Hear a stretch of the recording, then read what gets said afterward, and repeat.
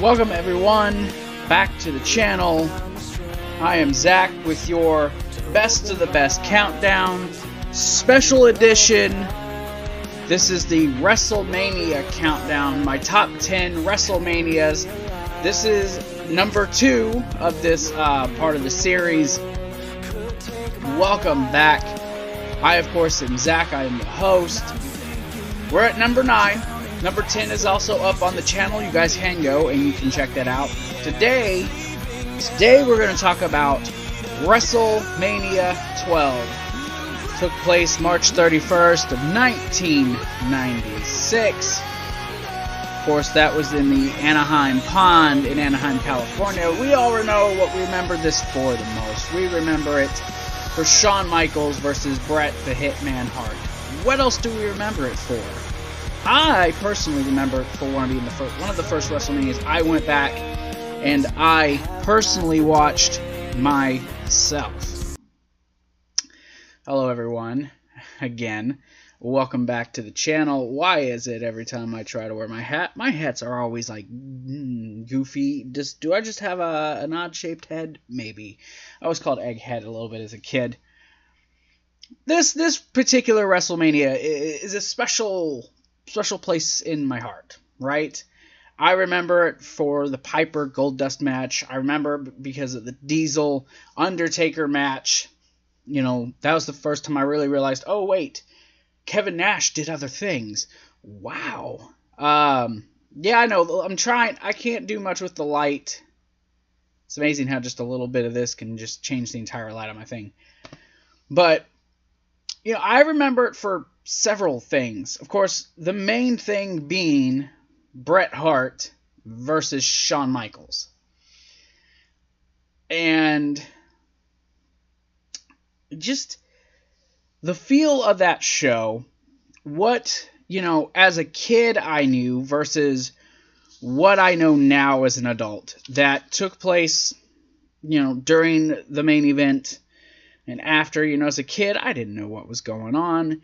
As I became an adult and as I learned more about Shawn Michaels, as I learned more about what he was dealing with and the real life animosity that that was happening between Shawn and Bret, all things that, you know, they can change your perspective of a show. Now, no, this is not, in case you're on your second, if you're on the second one and you're still like, well, is this not a retro rewind? Kind of is, but it's a countdown, so it's our best of the best countdown special.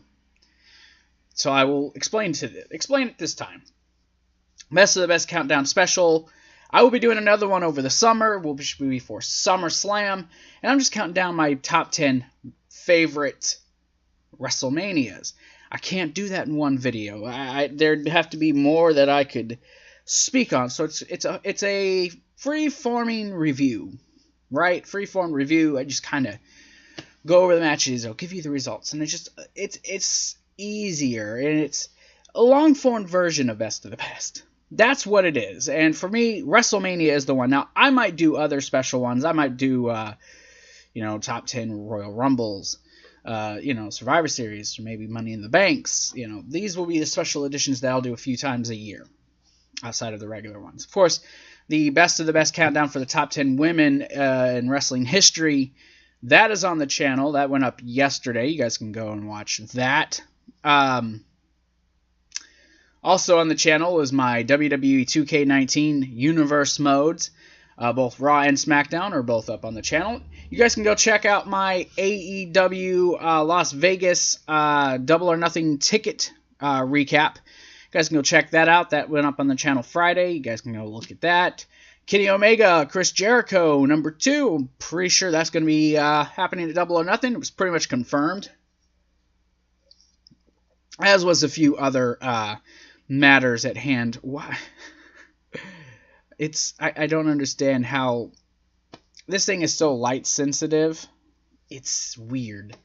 It's a very light sensitive camera. I gotta figure it out, right? But yeah, you know, I remember watching this WrestleMania as a kid, and just everything about it was you know, as a kid, I was just like, oh man, this is so awesome. Now, as I grew up, I realized it's not one of the best WrestleManias. And this was, you know, when they were kickstarting the whole new generation thing, and, you know, they were really trying to put Shawn over. This whole light thing is going to just bug the crap out of me every time I try to move. It's just, this is going to bug me. It's going to bug me bad. It ain't even that bright back here. My camera, I got to block my little camera here. Here, I'm going to try this. But yeah, you know, it was one of those shows that you watch, right? And, you know, nothing, no, it's still doing it. Yeah, I just lost my train of thought, guys. Give me a thumbs down, I guess. Just growing up and knowing what I know now, it changed my whole perspective. I understand it's not the best show, and Vince was really trying to get Shawn Michaels over at this point.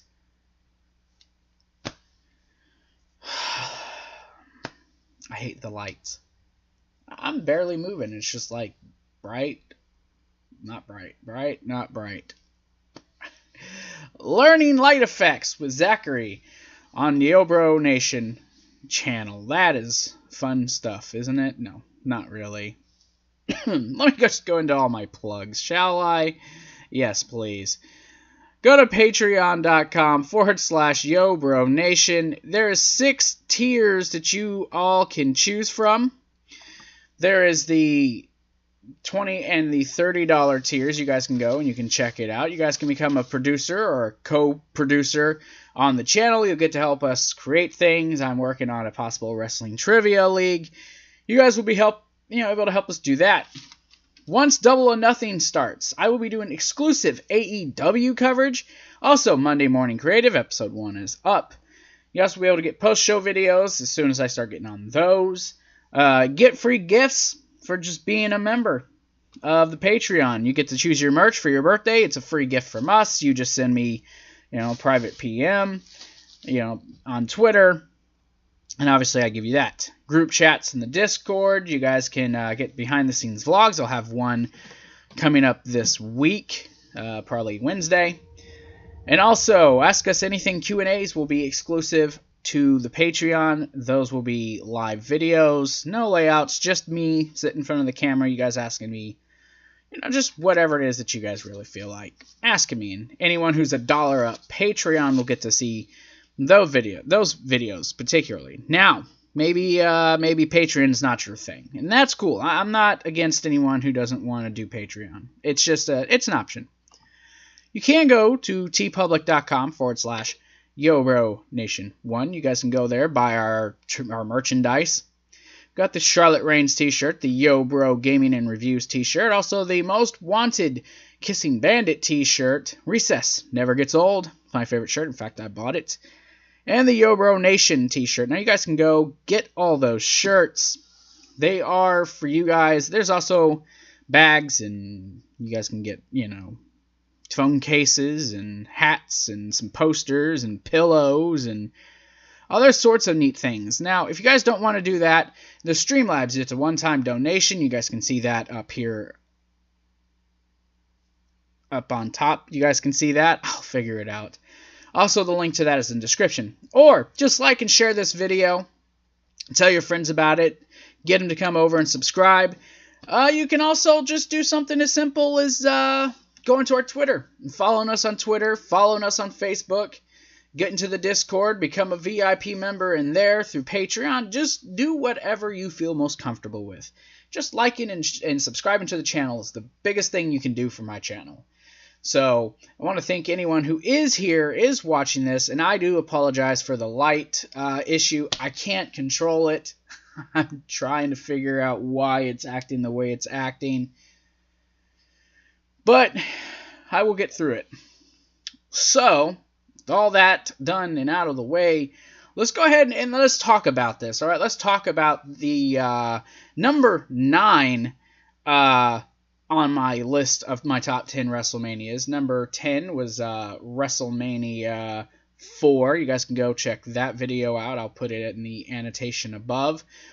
If not, I will eventually leave a link to the playlist for the best of the best, and you guys can just start going, and you guys can start watching those. So, there was the intro, hyping up Shawn versus Brett. And you had McMahon and Lawler, they were the commentating team. The first thing I realized, there's not one championship match on this entire show outside of the WWE title.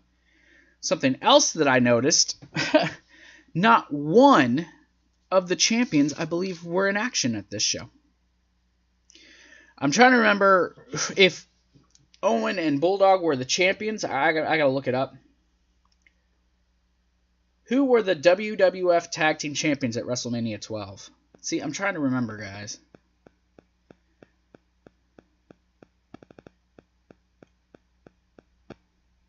Let's see.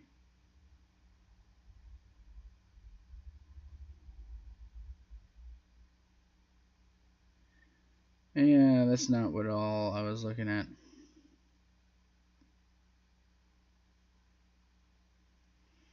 Yeah. There were no champions at this time. Or there were champions, but they weren't the champions.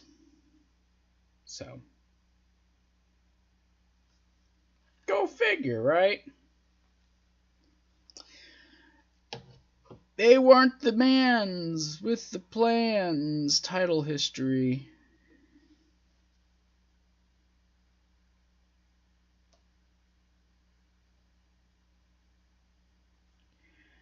Remember when Wikipedia used to give you information that you wanted? Yeah, they don't do that no more. But anyways, this show opened up. Let me know in the comments. With Owen and Bulldog were the champs, I don't think they were. I want to think it was like the Godwins or someone like that was the champs at that moment. I know the Intercontinental Champion was not on this show. The main attraction, the only thing that anyone really was paying attention to on the show was the Brett and the Shawn match. It was the biggest thing on the show. But you did have Piper versus Goldust, and you had the $1 Million Champion, which obviously was not a real championship. That was also on the line. Or not on line, no, as Lawler pointed out, it wasn't. But the first match was Vader, Owen Hart, and the British Bulldog versus Yokozuna, Ahmed Johnson, and the newly returning Jake the Snake Roberts. Of course, all this, if you're on the YouTube channel, you'll know that I am now in the midst of starting from the week after Royal Rumble. I'm working my way through 1996 now. I'm an episode in. Episode 2 will come up, so I'll see how the story progresses. But Vader was, of course, suspended and then reinstated later on. Yokozuna was kicked out of Jim Cornette's little group, his little faction he had going, which is really what set this up with him and Vader and him wanting just 5 minutes alone with Jim Cornette. Of course, if his team of Ahmed Johnson and Jake Roberts won, he would get an opportunity at that champion or at that 5-minute mark. The match starts with Yokozuna getting right into Vader's face. The focal point of this match was Vader, as they were starting to build Vader to eventually move on to Shawn Michaels and the WWE Championship match. This is really starting to bug me, guys. Really starting to bug me. I can't even move without the light just changing on me. It's never usually this bad. It really isn't. And for some reason today, it's just, I don't know. It like, even just turning my head is just... Give me a second, guys. I apologize. I shouldn't be walking away in the middle of a review. But I can't take this. I gotta fix this real quick. I think I know what's causing it.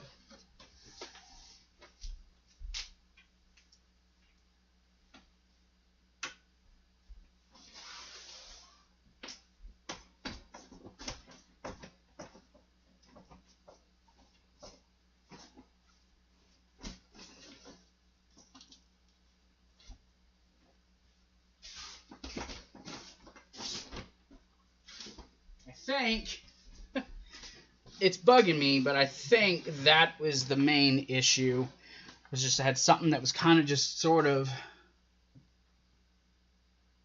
yeah, it's not nearly as bad. Same amount of lights coming through. I apologize. I do. Let me set this back up. I hate when things like this happen. It really makes people think that I don't know what I'm doing. And the fact that the lighting is messing with me so bad is just... it's getting on my nerves. Makes me want to just do what I did to this window here. Because you can notice if I do this, light gets worse. Just slightly opened it. And it's just like, I don't know. You guys are probably pissed with me. Understandable, though. It's just one video, guys. Just one video. Anyways, so yeah. The whole thing is really, it's built around Vader and what he's doing and how he's interacting with certain guys. And, you know, just the whole, ooh, Vader's this real evil guy, you know, because they're building him up to face Shawn Michaels come SummerSlam, which is, you know, eventually built. You also, you know, good heel teamwork with Vader and Owen. And it was a good opening, you know, 6-man tag. This was probably the best that you were ever going to see Ahmed Johnson in the company. You know, he's at, to me, although he does become Intercontinental Champion later on, this to me was the height of an Ahmed Johnson. I don't think he was ever as good as he would be, or as he was at this moment.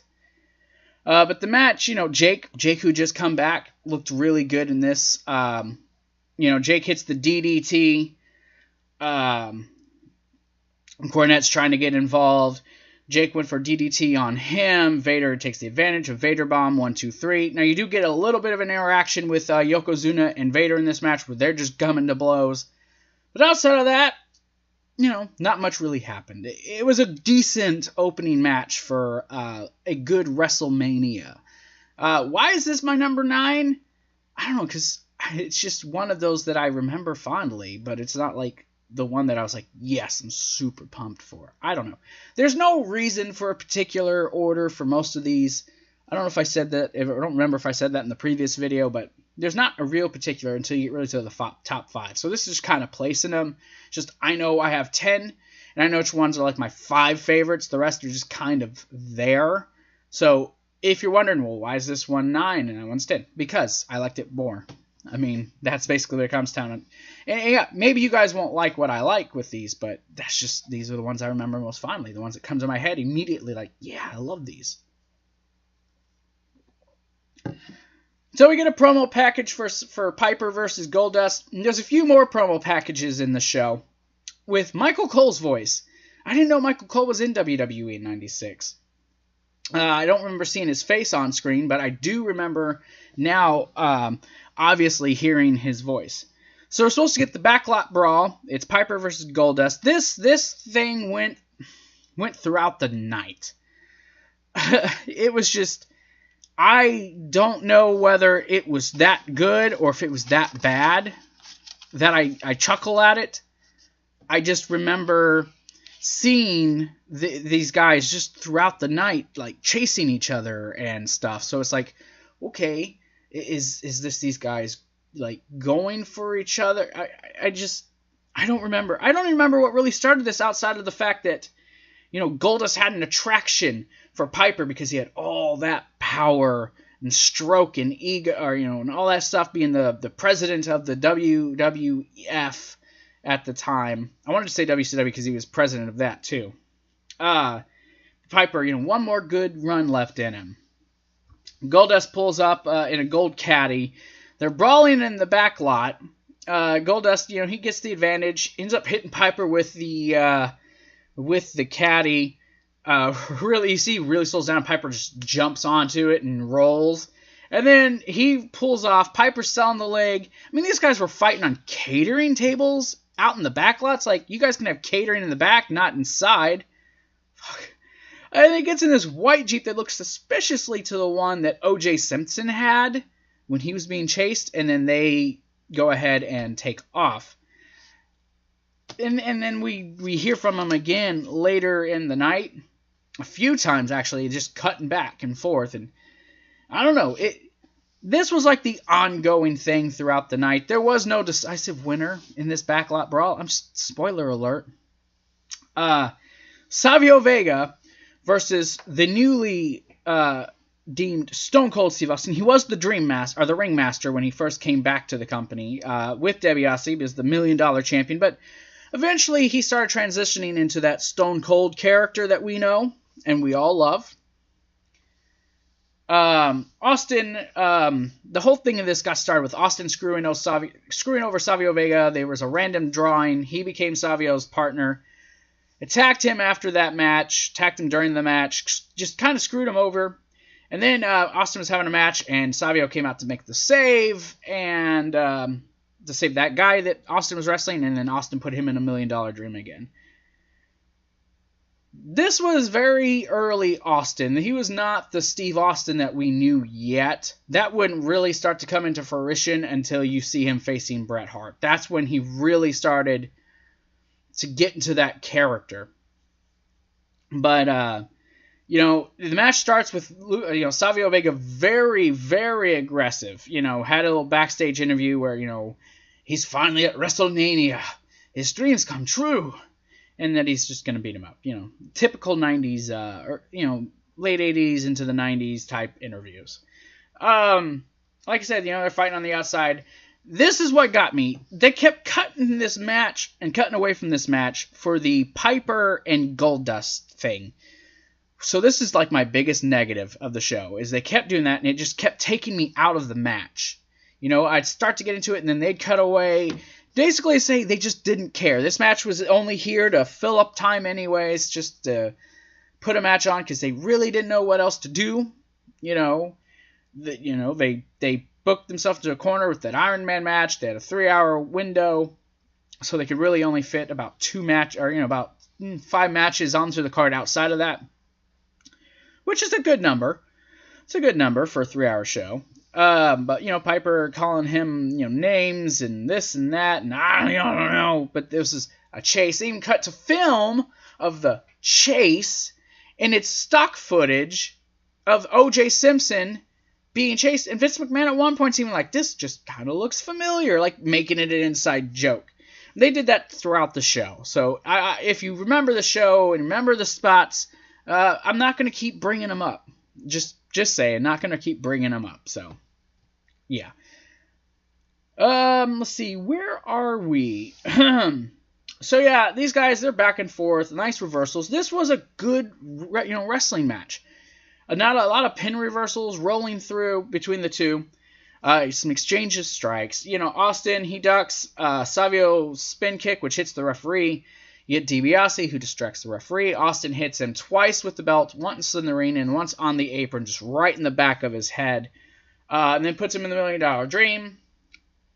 Referee gets woke up with a glass of soda. Gets him in the ring. He just checks the arm. It drops. Steve Austin wins via passing out. Savio Vega unable to continue. Keep on to take drinks. I've been talking a lot today. So yeah, again, more footage. You get an interview with Big Daddy Cool Diesel. Mr. Perfect's just kind of like, mind games. Shows what happened at the Royal Rumble. Shows what happened at the In Your House match with the steel cage. Shows what happened on Raw. Seeing his own self in a casket, which was really cool. I like the editing, how they did that. And asks, what's the mind games mess with you? It's like, does it look like a guy who's worried? Real low, you can make out, nah. He's like, look, they don't call me Big Daddy Cool for nothing. He says, tonight he'll make Cool a taker, and then says, good luck to Sean. He says, you're next, which did set up for something, later on. Then we get to the squash of the night. Squash of the night. Hunter Hearst Helmsley with Sable versus the Ultimate Warrior. Lawler at the beginning is all, I got sources that say he's like 400 pounds and he's now bald. That's what he weighed in at the weigh-in, and this music starts like, watch, he's going to hobble out here. Turns out Warrior was just Warrior. Triple H, who had Sable with him. This was Sable's first appearance in the WWE. Came out with him as one of his women. I don't know. You'd see her husband, Mark Merrow, later on. Excuse me. Triple H went right for the Warrior, just hitting him, punching him, kicking him, clotheslining him, hits him with the pedigree. Warrior's still got his jacket on. Warrior jumps up, takes the jacket off, runs the ropes, just beats the piss out of Hunter Hearst Helmsley. Clothesline 3 times, shoulder block, picks him up for the military press, does his splash, 1, 2, 3, match is over in like 2 minutes. Now, some people are saying, well, that's because Triple H was being punished for what he did with the whole curtain call. But there's one issue, guys. The curtain call happened a few months later. Now, maybe Triple H... Oh, no! Maybe Triple H was being punished for something else he did. Maybe he said the wrong things, didn't shake a hand. I mean... Could be anything, right? Could be anything. I know, I'm going to have these little things popping up on the screen. Gosh dang it. Maybe that's what happened. I don't know. But then they do, the match is over. The Warrior coming back to the WWE was something. He came back for a big check. And then went home later on before SummerSlam. He was back from WrestleMania, left before SummerSlam. Actually, I think he left when they had the International Incident in Your House pay-per-view. And he was supposed to be in it, and I think they replaced him with Sid. He was suspended. He refused to work because of a certain pay. I don't remember exactly what happened. I just know that Warrior ended up having to leave later on before SummerSlam even occurred. So, interview with Mark Merrow, who was Johnny B. Bad in WCW just like a week or so prior. Like, back in the day, you could just jump. There was no 90-day waiting period. Helmsley bumped into him. They got into a brawl. Rena Merrow, Sable would eventually become his manager, which would continue on until Mark Merrow became an asshole and kind of abusive, and the whole Jacqueline storyline happened. And, of course, we all know Sable blew up. Speaking of Sable, I have a top 10 countdown for Best of the Best Women. Sable's not on it, but you guys go check that out. It's on the channel. Nice plug. More footage of the chase as they're on their way. This was my favorite match of the night that was not the Iron Man match. Diesel versus The Undertaker. Of course, Diesel saying, he's just going to make work of, The Undertaker, no big deal. The whole title situation happened where he got screwed over, Undertaker dragging him into the ring, into the darkness, and then Undertaker doing his mind games. Very, very good build. This was a big man match. But, unlike most big man matches, it actually had some excitement to it. I actually enjoyed this match very, very much. Diesel, just the slow, methodical pace, just beating up The Undertaker, and then them working over each other's parts, knees and stuff. And then Diesel finally getting that advantage and powerbombing The Undertaker twice. And Diesel being so confident and so full of himself and so cool that it really came back to haunt him. Undertaker choking him, he'd fight him off, choke him again, fight him off, and it kept going, and finally Undertaker got the choke slam, hit a tombstone, and got the 3 count. Usually a big man match is just boring. This was a good big man match. To me. Also could be because I'm looking through the point of view of when I was a kid and I was just enthralled with The Undertaker and I was enthralled with Diesel, but maybe I can admit maybe I'm just looking at it from that. But the biggest part of it, the best part of it was that iconic overhead shot of Diesel just laying in the middle of the ring with his arms still crossed in the middle of the WrestleMania logo, just laying there, and Undertaker's lights just kind of beaming down on him. Speaking of those lights, I noticed in the show lights kind of coming down like this, and they would just focus on it like really bright and intense, and then it would lift back up and it'd be gone. Lights off. Lights. I'm a white face. Anyways. So Goldust, Piper make their way back to the arena. Piper hits the caddy with his Jeep. Chases Goldust into the arena. Goldust, begging him to stop. Marlena's there. Marlena's Terry Reynolds, for those who don't know. They were married at the time, Goldust and Marlena.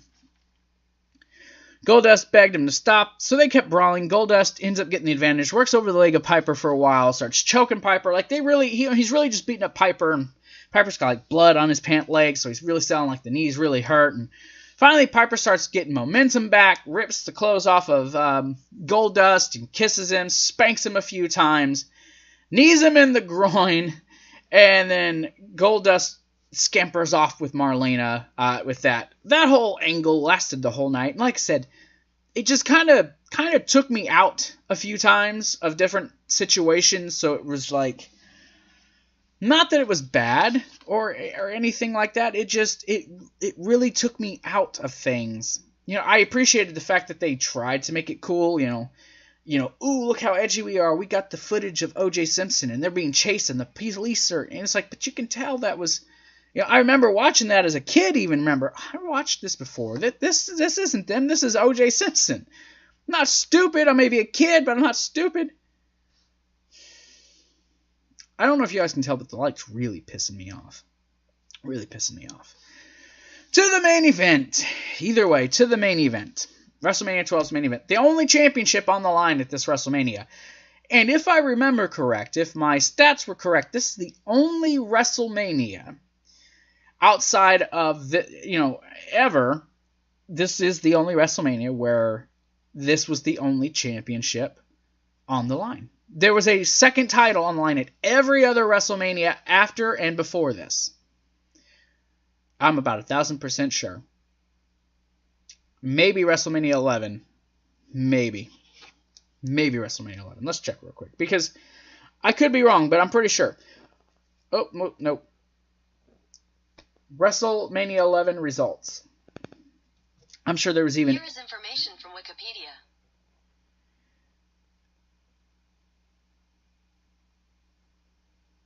Let's see...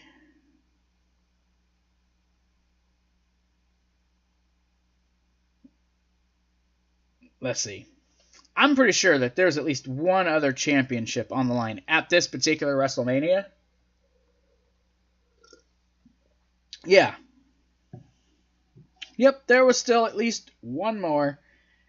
Yeah, there was a couple more championships on the line at that one. So, yeah, like that's the only WrestleMania. The only WrestleMania that didn't have other championships, but it didn't make it a bad WrestleMania. It just made it it made it feel shorter. A more compact WrestleMania, I guess, is what I'm trying to think here. Not that it wasn't bad. It was just I don't know. It was what it was. I know I like to look at my wrist, and be like, ooh yeah, look at me. My name is Ty Dillinger, and I am the -10. I could go over this match beat for beat. I took a lot of notes. A lot of the highlights, mainly. But does me talking about this match do it justice? Hell no. You know, this is the first Iron Man match. The most important of all the Iron Man matches that were ever going to happen after. You know, this ain't the first Iron Man match ever, but it's definitely the first one in the WWE. It was what it was. It was a good fucking match. Fantastic. Great finish. Good story. That's not really what I wanted to focus on when I talked about this. Because, you know, you had the thrill of the match. The false finishes. The reversals. The wrestling holds.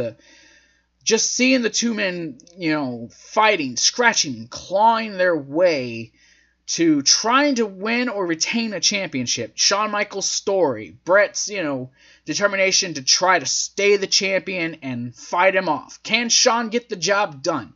So much going into it. It was such an awesome, awesome match.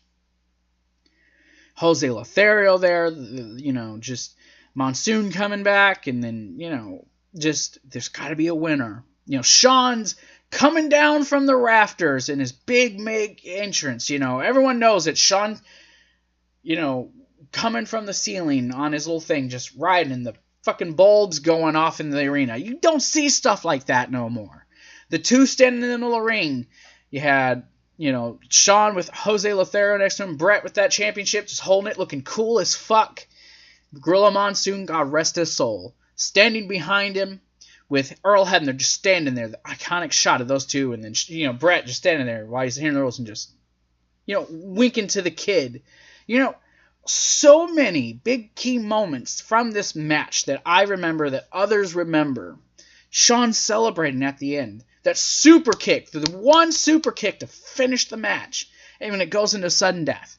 So much that I could talk about with this match that's so awesome. But the thing that I want to talk about is after the match. I'll get to the main match itself, and I'll bring up a few points and point some stuff out. After the match, something happened. Now, as a kid, it didn't really register with me, right? Shawn Michaels wins. The boyhood dreams come true. The iconic shot of just Shawn looking at the belt and just crying, pulling it up to his face as Bret scampers off angrily. I didn't understand. I found out later on. That's real anger. Bret was supposed to hand the belt to Shawn. This is the rumor. Now, Shawn has admitted that, yeah, he was a dick about this. He could have went around it differently, even to Jose Lothario, another guy who I hope is resting peacefully in death. But, the story goes that Bret was supposed to hand the championship over to Shawn, passing the torch, which would eventually lead them to their rematch at WrestleMania 13. Now, we all know that definitely didn't happen. Shawn was Shawn of that time and found a way from having to do the job to Bret, which eventually led to the screw job, which eventually led to Bret going to WCW. Well, which was the trigger of what, WCW is what triggered the whole screw job, should I say. That was my mistake. That's not what made him go. But it certainly didn't help his case on the way out. But Shawn on his knees as Earl standing there, and you could see him lip, "I want everyone out by myself," or something like that. You can lip out that he's basically telling Earl, get them out of the ring. And, he goes to Bret. Bret's still laying, and he's telling Bret, hey, you gotta go. Shawn wants the ring to himself.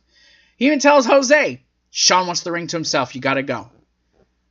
And even Jose is like, whatever. And you see, he gets mad. He's just like, well, fuck, I'm here for the guy, and he won't even let me in the ring? Why am I here? Probably pissed him off. Now, I'm not going to bash Shawn Michaels, because obviously Shawn Michaels has, admitted his issues, has atoned for his sins, you could say. But just to see, how that ending is, and looking at it differently, and even at some point just forcing Earl, hey, this is my moment, dude, just get out of the ring, you're taking too long. Just, I don't know, looking at it through the eyes that I do now is just fun. Fun for me because it's like a new set of eyes. It's like me rewatching it for the first time and then looking at the little things that I didn't notice before. Just, not that I'm not going to bash nobody, because things happen, right? I just wanted to basically just kind of talk about it. Just kind of be like, okay, I remember this happening this certain way. Now I'm looking at it as an adult, and it's like, oh yeah, that's how it actually went down. So, yeah. Now for the match. The match was fantastic. They start off slow, building up, the holds and maneuvers, and then they'd have a little bit of, they build up and then slow down, and seeing Bret try to evade the sharpshooter, just the back and forth that they had, the moments, what is it? Tony Chimel getting super kicked to the face. Everyone remembers that. That beautiful moonsault. Just seeing Shawn and these guys just exhausting themselves for an hour, and then having to go to overtime, and then Bret just being like, why? Like, I can't describe this match and do it justice. I can talk about it and just remember and reminisce and bring up points, but I can't describe it because it's such a good match. You got to go back, okay? Yes, the Iron match with Rock and Triple H was good, but then that was squandered at the end because of the fucky finish with what happened, right? With Undertaker. Just, seeing these guys and just the moments, Shawn jumping over the rope to, Bret, even though they're already exhausted. You're already like halfway through this damn match and he's just jumping, right in front of Stu and Helen, and it was a fantastic show. Fantastic show. What would my rating for this one be? I'd give this, mainly because there's no championships, a 6 out of 5, 6 out of 10. A 6 out of 10 on the scale. It's not because I think it's a bad show. It's a good middle-of-the-road show. It's still better than, 23 other WrestleManias. So it's not a bad show. You know, you got so many iconic images from that show of Shawn coming down from the rafters, Shawn winning the championship. You know, the epic meetup at the beginning of it with those two doing what they're doing. Just so many awesome moments that happened during this match that you just don't get with a lot of the other ones. Yes, the show was centered around these two. There's not a lot else that happens. But for what it was an awesome show. Awesome show. I loved it, and I'm glad that it's a part of my countdown. But that's going to do it for me on this one, you guys. This was number 9, WrestleMania 12. One of my favorites, for sure. One of my favorites on all of these things. So, you know, give me what's your opinion. Give me what would be your number 9. What's your number 10? What's your number 9? You guys give me what you would put as I do my countdown. Leave it out down in the description box below. But I'm Zach. This is going to do it for me, you guys. Hope you guys have yourselves a happy Sunday. Tomorrow night is Monday Night Raw. I'll have my classic Raw review tomorrow night. Monday morning quarterback and our Monday morning creative in the morning. And then Tuesday will be my Raw review. You guys can join me for that. So that's going to do it for me. Peace out. Hola. C'est la vie. C'est la vie, everyone. And I'll see you guys all tomorrow.